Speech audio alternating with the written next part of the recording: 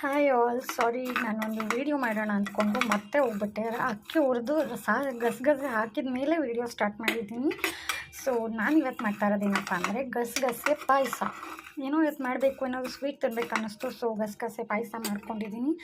And ಇಲ್ಲಿ ನಾನು ಇವಾಗ ಅಕ್ಕಿ ಮತ್ತು ಗಸಗಸೆ ಹುರಿದಿದ್ದೀನಿ. ಅದ್ರ ಜೊತೆಗೆ ಒಂದು ಸ್ವಲ್ಪ ಒಂದು 5-6 ಗೋಡಂಬಿ ಮತ್ತು ಒಂದು 4-5 ಬಾದಾಮಿ ಎರಡನ್ನೂ ಹಾಕ್ಬಿಟ್ಟು ಪುನಃ ಫ್ರೈ ಮಾಡ್ಕೊತಾ ಇದ್ದೀನಿ. ಸೊ ಇದಿಷ್ಟು ಫ್ರೈ ಆಗಬೇಕು. ಇನ್ನೊಂದು ಕಡೆ ನಾನು ಬೆಲ್ಲನ ಪಾಕ ಮಾಡ್ಕೊಳ್ಳೋದಕ್ಕೆ ಹಾಕಿಟ್ಟಿದ್ದೀನಿ.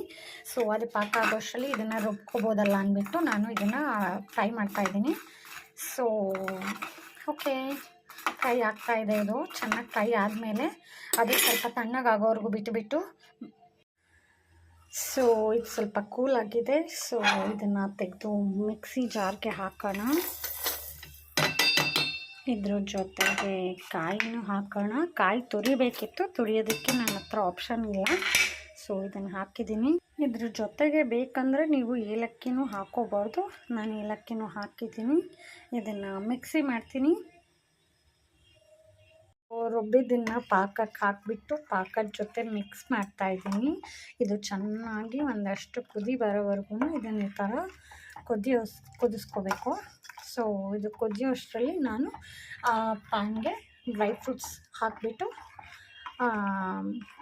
ತುಪ್ಪದಲ್ಲಿ ಕರ್ಕೊಂಡು ಇಟ್ಕೊಂಡಿರ್ತೀನಿ. ಇದು ಕುದಿದ ಮೇಲೆ ಡ್ರೈ ಫ್ರೂಟ್ಸ್ ಹಾಕಿದ್ರೆ ಗಸಗಸೆ ಪಾಯಸ ರೆಡಿ. ತುಪ್ಪ ಹಾಕಿ ಅದನ್ನು ಮೆಲ್ಟ್ ಮಾಡಿಬಿಟ್ಟು ಅದು ಮೆಲ್ಟ್ ಆಗಿದ್ದ ಕೂಡಲೇ ನಾನು ಡ್ರೈ ಫ್ರೂಟ್ಸ್ ಹಾಕ್ತೀನಿ. ಸೊ ಡ್ರೈ ಫ್ರೂಟ್ಸ್ ಹಾಕಿದ್ಮೇಲೆ ಅದು ಕರಗುತ್ತಲ್ಲ, ಕರಗಿದ ತಕ್ಷಣ ಡ್ರೈ ಫ್ರೂಟ್ಸ್ ಹಾಕಿ ಒಂದು ಕಡೆ ಗಸಗಸೆ ಹಾಲು ಗೆಟಿಂಗ್ ರೆಡಿ. ಸೊ ಸ್ಮೆಲ್ ಮಾತ್ರ ಸಕ್ಕತ್ತಾಗಿ ಬರ್ತಾಯಿದೆ. ನನಗೆ ಇವಾಗಲೇ ಕುಡಿದ್ಬಿಡ್ಬೇಕು ಅನಿಸ್ತಾ ಇದೆ. ಸೊ ವೆಜ್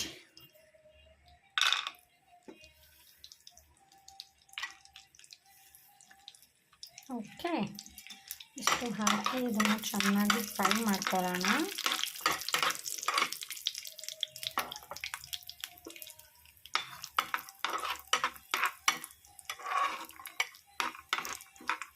ಏನೂ ಗೊತ್ತಿಲ್ಲ, ಇವತ್ತು ಡ್ರೈ ಫ್ರೂಟ್ಸ್ ಎಲ್ಲ ಹಾಕಿಬಿಟ್ಟು ಒಂಚೂರು ಸ್ವೀಟ್ ತಿನ್ನಬೇಕು ಅಂತ ಅನ್ನಿಸ್ತು ನನಗೆ ಪರ್ಸ್ನಲಿ. ಸೊ ನಾನು ಯೂಶ್ವಲಾಗಿ ನನ್ನ ಹಸ್ಬೆಂಡ್ ಇಬ್ಬರೇ ಇರೋದ್ರಿಂದ ಯೂಶ್ವಲಾಗಿ ನಾನು ಮಾಡೋಕ್ಕೋಗಲ್ಲ, ಏನು ಟ್ರೈ ಮಾಡೋಕ್ಕೂ ಕೂಡ ಹೋಗೋದಿಲ್ಲ. ಯಾರಾದರೂ ಮನೆಗೆ ಬಂದರೆ ಮಾಡ್ಬೋದು, ಇಬ್ಬರಿಗೆ ಏನು ಮಾಡೋಕ್ಕೆ ಸಾಧ್ಯ ಹೇಳಿ. ಏನಾದರೂ ಹಾಗೂ ತಿನ್ಬೇಕು ಅನ್ಸಿದ್ರೆ ನನ್ನ ಹಸ್ಬೆಂಡ್ ಹೊರಗಡೆ ಕರ್ಕೊಂಡು ಹೋಗ್ಬಿಡ್ತಾರೆ.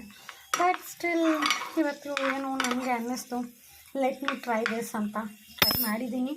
ನೋಡೋಣ ಹೇಗಿರುತ್ತೆ ಅಂತ. ಸೊ ಇದು ಫ್ರೈ